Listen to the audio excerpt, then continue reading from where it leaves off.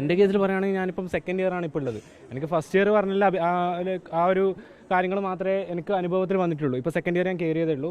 First ഇയറിൽ ഉണ്ടാകുന്ന സമയത്ത് ആക്ച്വലി ഞാൻ റെപ്പായിരുന്നു. അപ്പോൾ ടാർഗറ്റ് ഫുൾ ടൈം ഞാൻ, എൻ്റെ ഫ്രണ്ട്സ്, ക്ലാസ്സിൽ എല്ലാവരും ഉണ്ടാവലുണ്ട്. മെയിനായിട്ട് വന്ന് ഒരു ഇൻസിഡൻറ്റ് പറയുകയാണെങ്കിൽ നമ്മൾ ഓർത്തോന് ഇവിടെ പേഷ്യൻ്റ് ഫ്ലോ ഒരു പൊടിക്ക് കുറവാണ്. അപ്പോൾ സീനിയേഴ്സിന് ചിലപ്പം പേഷ്യൻ്റായിട്ട് നമ്മൾ പോകേണ്ടി വരും. അങ്ങനത്തെ എക്സാം കേസിനൊക്കെ പോകേണ്ട അവസരത്തിൽ ചിലപ്പം ക്ലാസ് കട്ട് ചെയ്തിട്ടായിരിക്കും വേണ്ട പോകേണ്ടി വരിക. പക്ഷേ സ്റ്റിൽ പെർമിഷൻ എടുത്തിട്ട് ക്ലാസ് കട്ട് ചെയ്ത് പോയാൽ തന്നെ അന്ന് ഞാനും എൻ്റെ ഫ്രണ്ടും കൂടെ പോയത്. അപ്പോൾ പോയിട്ട് തിരിച്ചു വന്ന സമയത്ത് ലൈക്ക് എൻ്റെ ഫ്രണ്ടിനെയും സ്റ്റാഫ് റൂമിലേക്ക് വിളിച്ചു വരുത്തിയതിന് ശേഷം എൻ്റെ പോക്കറ്റിൻ്റെ ചെറിയൊരു സ്റ്റിച്ച് വിട്ടിട്ടുണ്ടായിരുന്നു. ആ സ്റ്റിച്ച് ചെറുതായിട്ട് വിട്ടതുകൊണ്ട് നീ പോക്കറ്റ് പിന്നെയും തുന്നിക്കോന്ന് പറഞ്ഞാൽ പോക്കറ്റ് ഫുള്ളായിട്ട് വലിച്ചു കയറി. അതൊക്കെ കുറച്ച് ഭയങ്കര ഹറാസ്മെൻ്റ് ആയി തോന്നി. അന്ന് അവിടെ സ്റ്റാഫ് ഉണ്ടായിരുന്നു, സ്റ്റുഡൻസ് ഉണ്ടായിരുന്നു, ബാക്കി ടീച്ചിങ് സ്റ്റാഫ്സ് ഉണ്ടായിരുന്നു, എല്ലാവരും ഉണ്ടായിരുന്നു. അന്ന് ലൈക്ക് അത് പിന്നെ വിട്ടു. ആൻഡ് എൻ്റെ ഫ്രണ്ടിനെ അവൻ കുറച്ച് സൈസ് ഉള്ളത്. അപ്പോൾ അവൻ നിന്ന് കഴിഞ്ഞാൽ പിറകിലില്ല, ആരും കാണില്ല എന്നൊക്കെ പറഞ്ഞിട്ട് അവനെയും വല്ലാതെ ഇൻസൾട്ട് ചെയ്തു. പിന്നെ ഫസ്റ്റ് വന്നിട്ട് ഒരു 2 വീക്കിനുള്ളിൽ തന്നെ ലൈക്ക് ഇങ്ങനെ ഇൻട്രഡക്ഷൻ എന്നുള്ള ഭാഗത്തിൽ എന്നെ എണീപ്പിച്ച് നിർത്തി. എന്നെ പറഞ്ഞു, നിന്നെ കാണാൻ അഗ്ലിയാണ്, ലൈക്ക് നിന്നെ കണ്ടാൽ തന്നെ വേറെ കുട്ടികളൊന്നും നിന്നെ നോക്കില്ല, നിനക്ക് ഗേൾ ഫ്രണ്ട്സ് ഉണ്ടോ, ഗേൾ ഫ്രണ്ട്സ് ഉണ്ടാവില്ല നിനക്ക്, അങ്ങനെയൊക്കെ പറയും. ആൻഡ് ഒരു കുട്ടീനെ കൊണ്ട് ചെരുപ്പ് ഊരിയിട്ട് എന്നെ അടിക്കാൻ വേണ്ടി പറഞ്ഞു. ആൻഡ് അവൾക്ക് പറ്റുന്നുണ്ടായില്ല, അവളോട് ചെരുപ്പ് ഊരി കൈ പിടിച്ചു.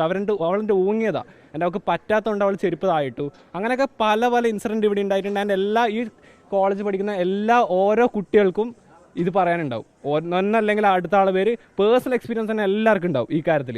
ആൻഡ് റാം സാർ ഇതിൽ ലൈക്ക് സ്റ്റാർട്ടിങ്ങിലുള്ളൊരു എൻ്റെ കുറേ ഇങ്ങനെ സ്റ്റാഫുണ്ട്, എല്ലാ സ്റ്റാഫിനും ഞാൻ പറയുന്നില്ല. ആൻഡ് കുറേ സ്റ്റാഫ് ഇങ്ങനെ ചെയ്യുന്നുണ്ട്.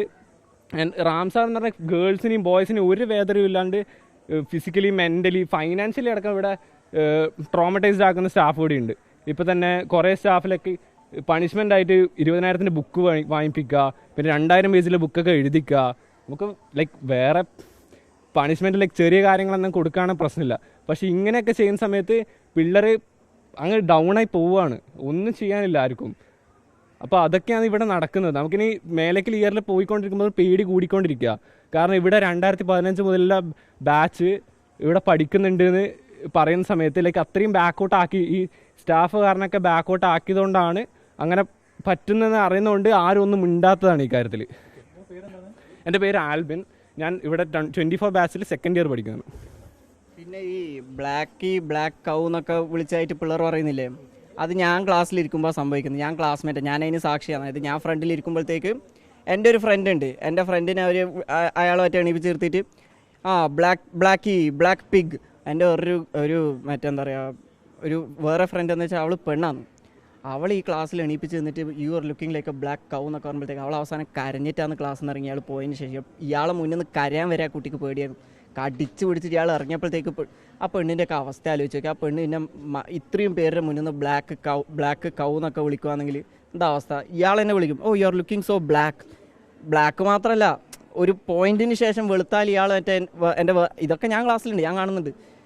വേറൊരു ഫ്രണ്ടിനെ വൈറ്റ് കോക്രോച്ച് എന്ന് വിളിക്കും. ഒരു പരിധിക്ക് ശേഷം വെളുത്താൽ വൈറ്റ് കോക്രോച്ച്, ഒരു പരിധിക്ക് ശേഷം മെലിഞ്ഞാൽ ക്യാൻസർ പേഷ്യൻറ്റ്, എൻഡോസൾഫാൻ, ഇതൊക്കെയാണ് അയാൾ പറയുന്നത്.